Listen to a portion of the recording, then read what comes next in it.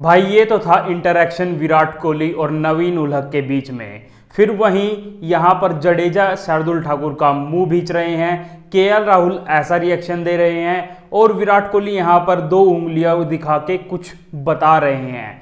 और फिर रोहित शर्मा ने भी इतने सारे रिकॉर्ड बनाए हैं इस मैच में, जैसे कि साउथ अफ्रीका ने भी बनाए थे। तो आज की इस वीडियो में हम सारी मूवमेंट्स के बारे में बात करेंगे इंडिया वर्सेस अफगानिस्तान के मैच की, जो कि शायद आपको हाइलाइट्स में देखने को नहीं मिलती है। तो चलिए फिर वीडियो स्टार्ट करते हैं। भाई जब तक मैच स्टार्ट नहीं होता है तो जो स्टार्टिंग्स के 1-1.5 घंटे होते हैं तो उसमें दिखाया जा रहा था विराट कोहली का पवेलियन, जो कि उनके नाम से है।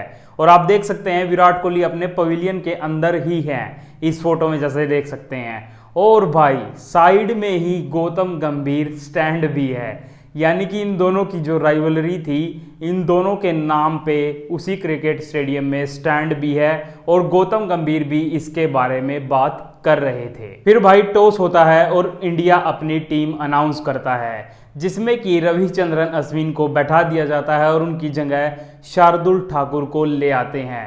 सब सोच रहे थे कि मोहम्मद शमी आएंगे अगर रविचंद्रन अश्विन जाएंगे, लेकिन फिर टॉस होने के बाद जब रोहित शर्मा अश्विन के पास से गुजरते हैं तो अश्विन ऐसा कुछ रिएक्शन देते हैं। वो कहते हैं ये भाई ये क्या किया, मुझे क्यों बैठा दिया, मैंने क्या किया था। फिर उसके बाद मैच स्टार्ट होता है और चौथे ही ओवर में, जो कि होता है मोहम्मद सिराज का ओवर, उसमें एलपीडब्ल्यू की अपील होती है और फिर पीछे से विराट कोहली कहते हैं कि 2 आवाज आई हैं। वो 2 आवाज बैट और पैड की नहीं कह रहे थे, वो कह रहे थे कि 2 बाहर ही पैड पे बॉल लगी है, एक बार फ्रंट पे और एक बार बैक पे। तो रिव्यू ले लेते हैं। बैट पे तो बॉल नहीं लगी होती है रिव्यू में, लेकिन भाई जो होती है लाइन, वो बॉल की मिसिंग स्टंप्स होती है, तो वो विकेट नहीं हो पाता और रिव्यू भी इंडिया गवा देता है। इसी बीच भाई जो मोहम्मद शमी, जिनको कि खिलाया नहीं गया, लेकिन वो मोहम्मद सिराज के साथ हमें ग्राउंड पर देखने को मिले, शायद उनको कुछ टिप्स दे रहे होंगे, यानी कि मोहम्मद शमी को कोई इतना ज्यादा फर्क नहीं पड़ रहा था उससे। फिर आता है भाई 7वां ओवर और बुम बुम बुमराह ले लेते हैं विकेट। इब्राहिम की एज लगती है और केएल राहुल कैच पकड़ लेते हैं। फिर जसप्रीत बुमराह ऐसा कुछ सेलिब्रेशन करते हैं। अब ये ऐसा सेलिब्रेशन क्यों किया इन्होंने?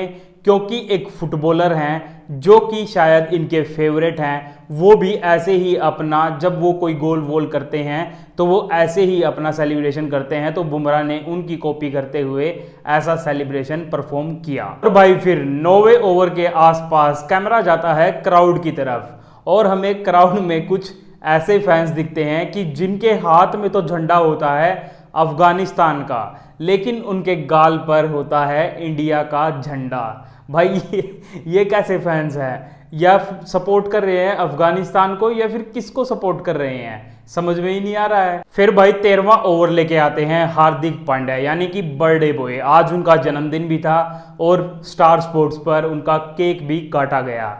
फिर वो अपने ओवर में लेते हैं विकेट। वहीं पर शार्दुल ठाकुर एक इतनी बढ़िया कैच पकड़ते हैं, जो कि बाउंड्री के एक बार तो बाहर जाते हैं बॉल उछाल के और फिर अंदर आके कैच पकड़ते हैं।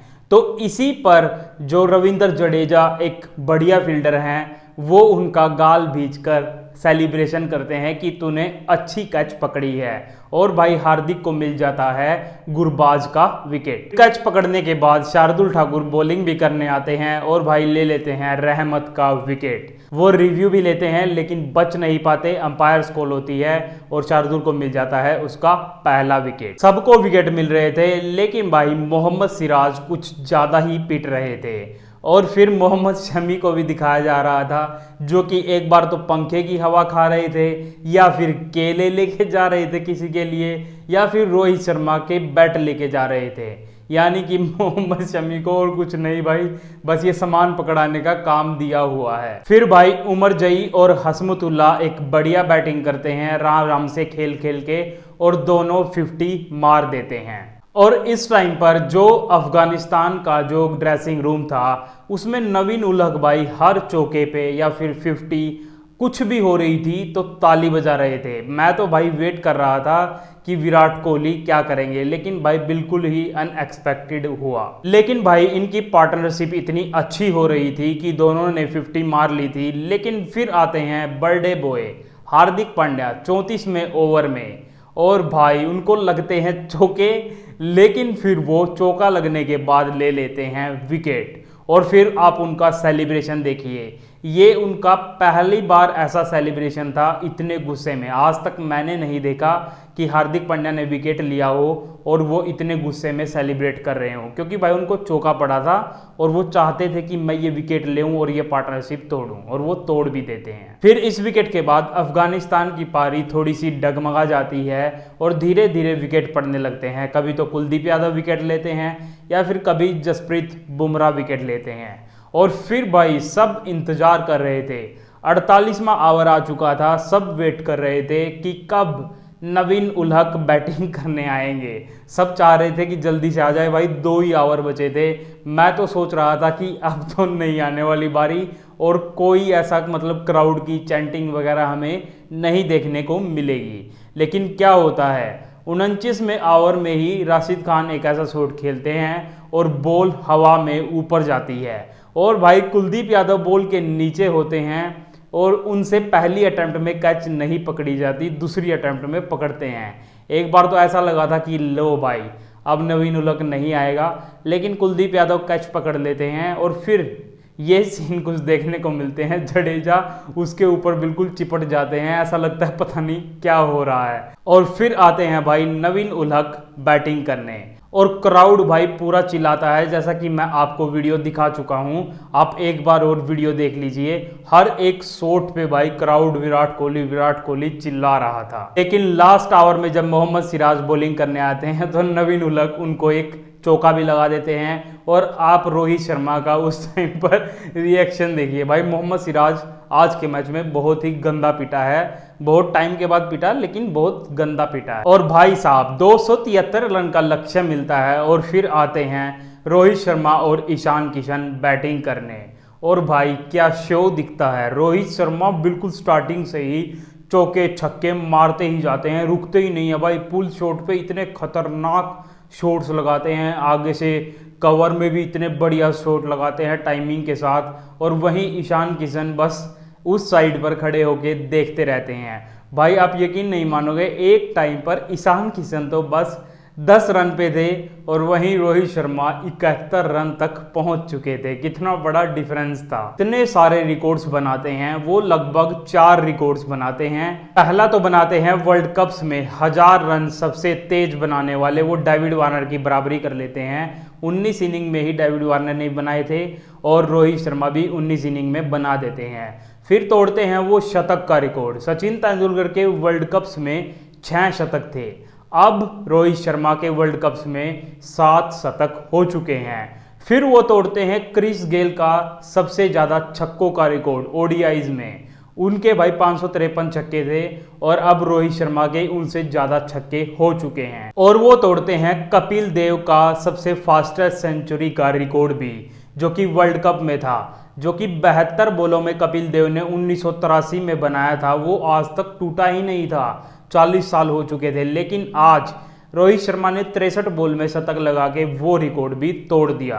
तो आज रोहित शर्मा ने 4 रिकॉर्ड तोड़े। और भाई इसी बीच रोहित शर्मा एक इतना तगड़ा छक्का भी लगाते हैं, जिसका रिएक्शन आप केएल राहुल के रिएक्शन से देख सकते हैं कि उन्होंने कैसा वो छक्का लगाया। फिर भाई ईशान किशन भी 2-3 चौके लगाते हैं, लेकिन फिर हो जाते हैं आउट। और सब इंतजार कर रहे थे विराट कोहली का कि कब वो आएंगे, कब वो आएंगे।